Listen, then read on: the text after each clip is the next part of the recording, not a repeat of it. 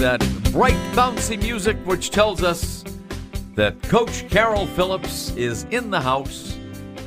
Carol, good afternoon. Good afternoon, Ken. How are you? It's a beautiful day. You know, every time I hear that music, I feel better. No matter what kind of a mood I might be in, I feel much better.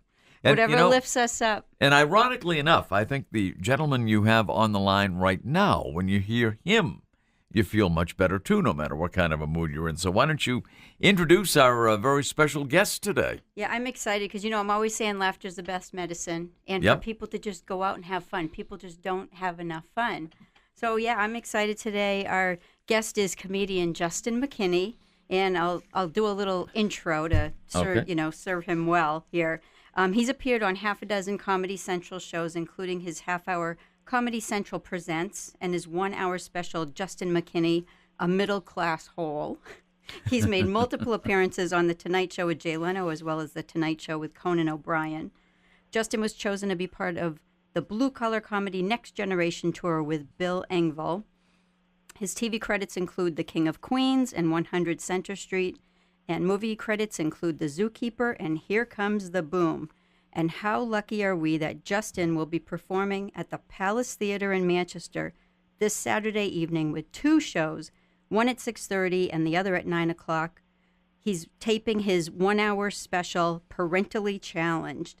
And I already have my tickets, and I cannot wait to go. All right. Good so, to know. Juston, welcome to The Pulse. How are you? Well, thank you for having me. I don't know if I can follow that amazing intro you just gave. What an intro. My goodness. It just kept going. None of that stuff is true. No, I'm kidding. It was all true. And, Carol, you bring up a good point that laughter is a good medicine. And I did a show just 2 weeks ago. There were some people not laughing up front, some older people. And I'm like, look, if you don't laugh, you're just killing yourself. You know what I mean? It's going to help you live longer if you laugh.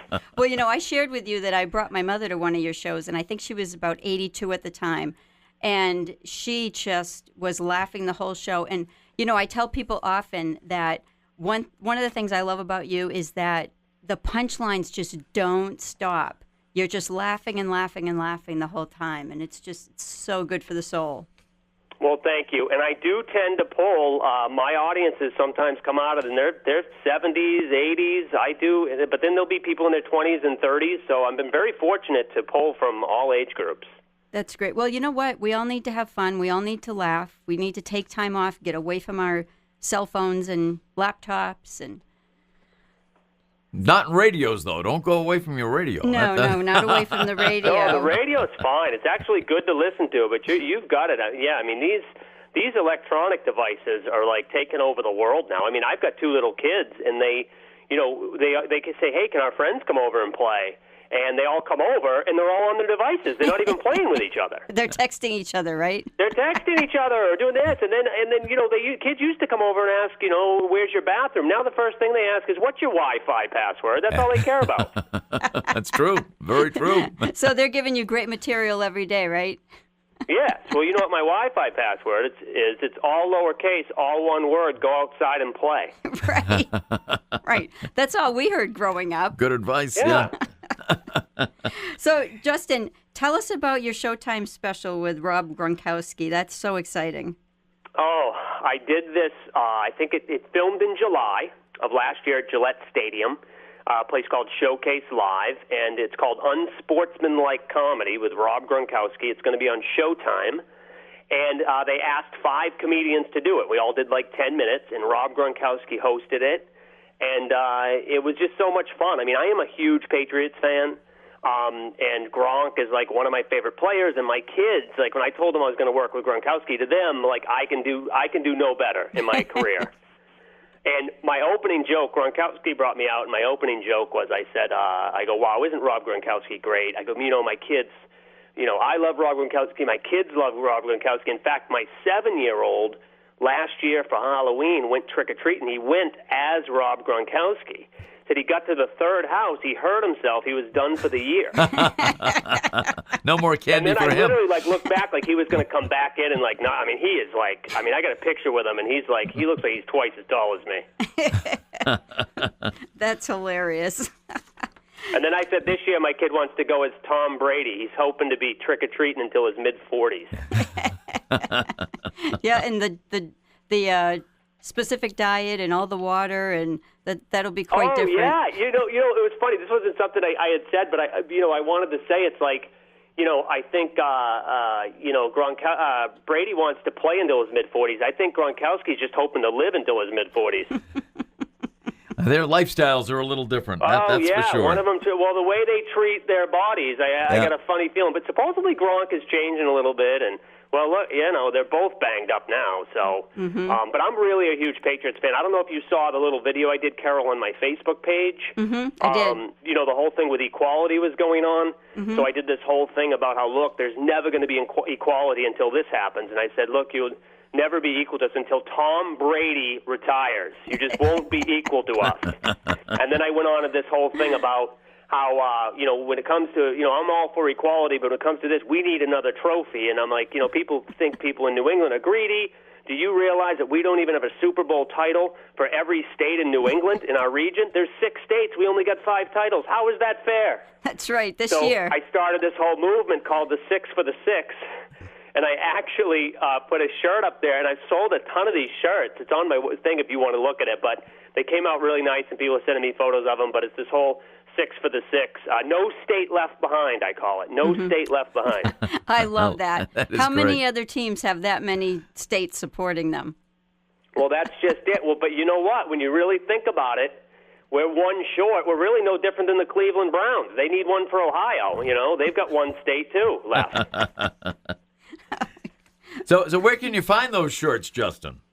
Right on my website, actually. If anyone wants, it's $14.99, and they're really good quality. And look, I didn't come on to plug that I know necessarily, you didn't. but just the fact that it came up, I think people are really digging it. And I've got a whole bunch of Patriot videos on there too. The New England Relief Fund was one I did a few years back, which I talk about how we really need help. There's millions of thousands of families in New England who need help keeping up with the rising costs of championship gear. So there's this whole thing called the New England Relief Fund, and then I did one called Dynasty, which is is for people. It's for people who they just can't get it out of their mind how many Super Bowls the Patriots should have. The one in 07, the helmet catch. The Giants, the 2 losses. So it's just this whole thing. Now there's Dynasty. Which is, dynasty, but I pronounce it dynasty, and it's like a drug commercial, and that's another one that's up there too. So I got a whole bunch of stuff on my page. So on my Facebook page, most of those videos, but also YouTube, and then Juston McKinney. But my name is Juston with an O, by the way. Right. And we know that you're really trying to get away from comedy and just sell T-shirts. Well, it's funny. It's weird because years ago, do you know that I owned a clothing line? I had the trademark for it called, it's a sports phrase, suck it up. You know how they go, come on, get back in there, suck it up, right? I bought the trademark for that. Nice. And I had Bill Parcells wore it, like he called me up on the phone, and it's like, hey, come down and, I want to meet you. So I went down and I met him. Kurt Schilling with the bloody sock wore my shirt, rather my hat when he was talking on the pregame show. But I'm not a businessman. I don't know what I'm doing. So I just kind of let that thing go. But it was like this thing that I think could have taken off, and it never did. But I am not a businessman. And one quick side note, I owned Lucky Anywhere. Lucky brand dungarees. Have you heard of them? Mm-hmm. Yes. Lucky brand dungarees, I don't know, $500 million company. I sold them Lucky Anywhere, this trademark I had, for like $4,000. Wow. And I found out later if I used a patent and trademark attorney, I could have got hundreds of thousands. But I had a buddy of mine handle the case. He was a defense attorney. That's how little I know. So I'm kind of an idiot. I'm just happy I didn't have to go to jail. Right. Oh, man, that's funny. But anyway, so when you talk about being a coach in life, I'm telling you, I could use a coach, Carol. I mean, I'm a mess. I mean, that's why. I mean, I guess that's You're where a my fun comedy mess, comes though, from. Justin. But I mean, I tell you, man, it's something. Well, speaking of your website, I just wanted to mention now that people can go to your website, justonmckinney.com, and link over to buy tickets for this Saturday's show. Yep. Or they can go to the Palace Theater website, which is palacetheater.org, and that's R-E, not E-R at the end of theater. Or just call the box office at 603-668-5588. So, Juston, for the few listeners who don't know, you're a local guy, and your Live, Freeze, Then Die video went viral years ago. And give us just a little snapshot of, growing up in the New England area.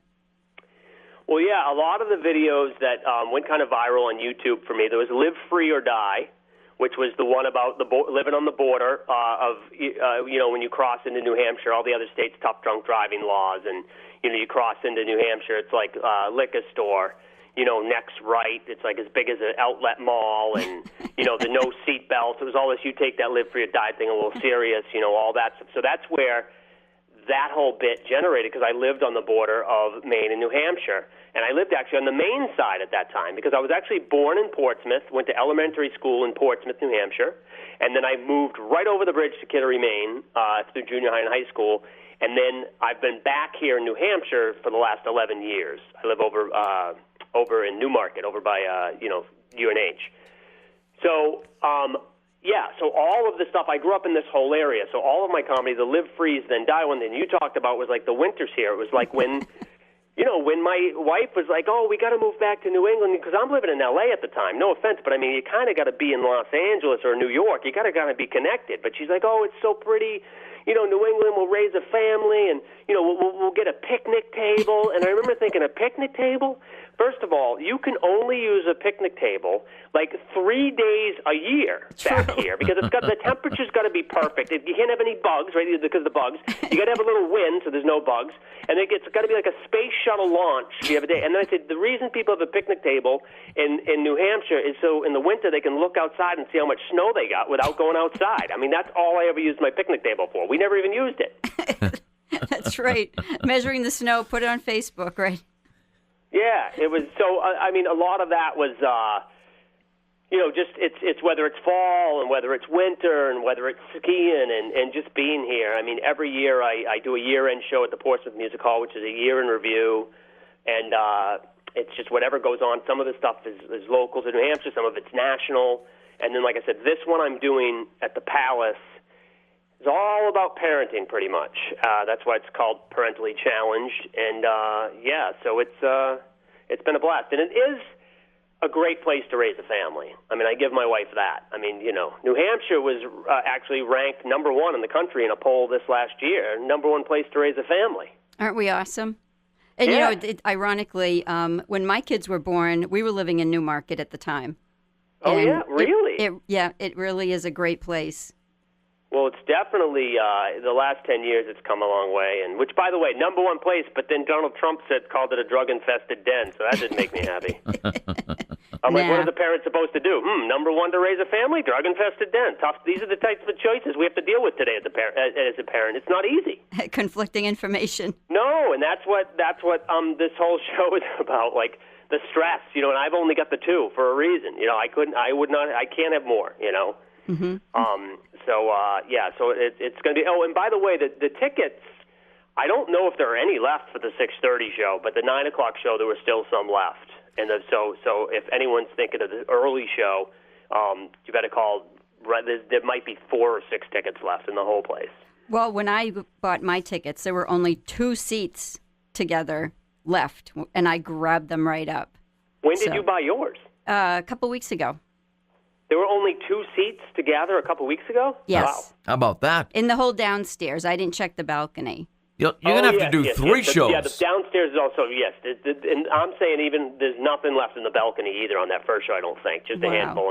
But the late show, there's stuff up in the balcony. So you need to come to the Palace more often. That's the answer to that. Well, it's weird because I have to kind of space it out, because because of my kids, I'm home 90% of the time. I don't want to get on a plane. I just got back from Kansas, by the way. I just got back yesterday. I can talk about that in a minute. But I get on a plane about 3 or 4 times a year now, so I try to do all these theaters and opera houses in New Hampshire. So I don't want to oversaturate, like to the point where, you know what I mean? It's that balance. Like I'm at the Lebanon Opera House in Lebanon, New Hampshire tomorrow night. And then I'll do the Colonial in Keene, and then I'll do the Portsmouth, I'll do the Rochester Opera House, I'll do the Capitol Center in Concord. So when you spread them all out, you know what I mean? It's like it's just the right amount. So there's 2 shows this time is perfect. Right. Terrific. You know, we haven't mentioned the fact, Justin, that at one time I know you were an officer of the law in Maine. I sure was. Yeah. Tell us about that. Tell us about your police background. Well, I mean, first of all, I got to be honest. First of all, I think it's the toughest job in the world, by the way.